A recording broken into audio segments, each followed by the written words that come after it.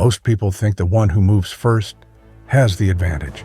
They rush to speak, rush to act, rush to prove they belong. Warriors knew better. They understood that rushing reveals fear, and the last move decides the outcome. While others sprint toward noise and attention, warriors stand still and watch. They let impatience expose weakness. They let chaos reveal mistakes. They let time work for them. Waiting is not hesitation. Waiting is control. If you can remain calm while others rush, you're already ahead. This is the wait, why warriors let others move first and win. Most men are conditioned to believe the same thing. If you're not moving, you're losing. If you're not acting, you're falling behind. If you hesitate, someone else will take your place. Speed is praised. Stillness is questioned. But warriors discovered something that contradicts instinct. The man who rushes is often the one being led. Rushing feels powerful because it feels decisive. But decisiveness without clarity is just motion. Warriors did not fear being still. They feared acting too soon because early movement reveals position. Early speech reveals intention. Early action reveals uncertainty. Waiting, when intentional, hides all three. Rushing is almost never strategic. It is emotional.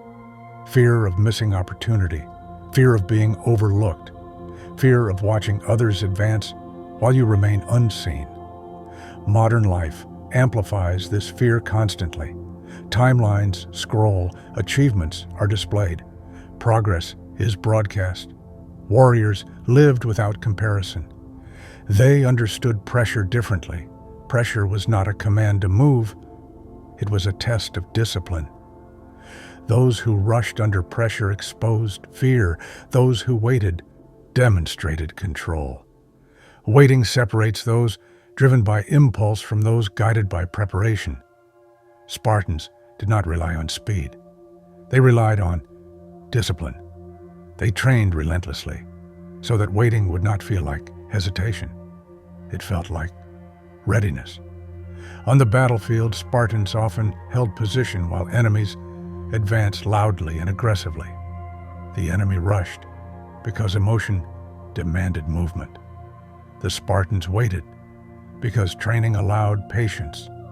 As the enemy charged, formations loosened, breathing grew heavy, mistakes multiplied.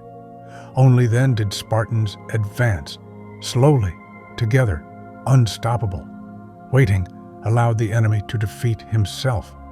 Roman legions were not vast armies. They were structured armies. Roman commanders knew that speed without order is fragile. They often allowed enemies to attack first. They absorbed pressure without panic. While enemies rushed forward, burning energy, Roman formations stayed intact, shield lines held, spacing remained precise, commands stayed simple. When the enemy tired, Romans moved. Waiting preserved cohesion. Cohesion created dominance. Speed breaks under pressure. Structure endures. Samurai culture treated stillness as discipline, not hesitation. Before combat, samurai often stood motionless. No threats, no wasted movement, no reaction to provocation. The one who rushed exposed fear. The one who waited concealed intention. Stillness unsettled opponents. It forced them to act first, and acting first often meant acting emotionally. Samurai understood that the first move is rarely the best move. Waiting sharpened precision. The Mongols perfected waiting through deception. They did not just wait, they invited pursuit. Feigned retreats were deliberate acts of restraint. They appeared weak. They appeared to flee. They allowed enemies to rush forward with confidence. Armies broke formation chasing them. Command structures collapsed. Discipline dissolved. Only then did the Mongols turn. Encirclement followed. Terrain was exploited. Traps closed. The Mongols let impatience become a weapon, used against the enemy. Waiting was dominance disguised as retreat. Modern men feel behind, not because they lack ability, but because they see too much. Others announce progress, showcase movement, display constant activity, but warriors never equated visibility with strength. They understood that real preparation is quiet. Waiting does not look productive. That is its advantage. Men who wait are not idle. They are building privately. The man who feels behind is often simply unseen, not unprepared. Most regret comes from acting too soon, committing before clarity, speaking before certainty, moving before alignment.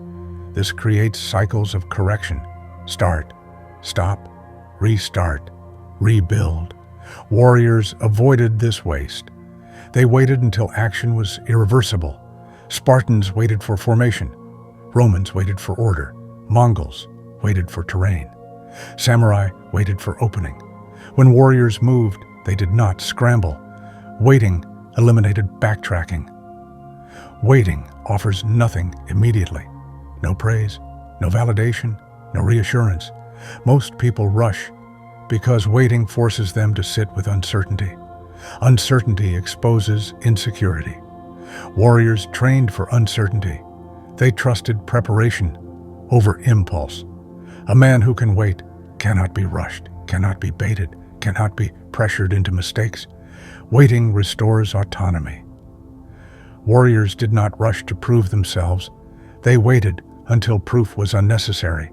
They let others exhaust energy, reveal impatience, expose weakness. Then they moved, once, decisively. If pressure rises, slow down. If others rush, remain grounded. If chaos grows louder, say less. Waiting is not delay. It is command over timing. Subscribe to Warrior's Path. This is not about moving slower. It is about moving last and winning.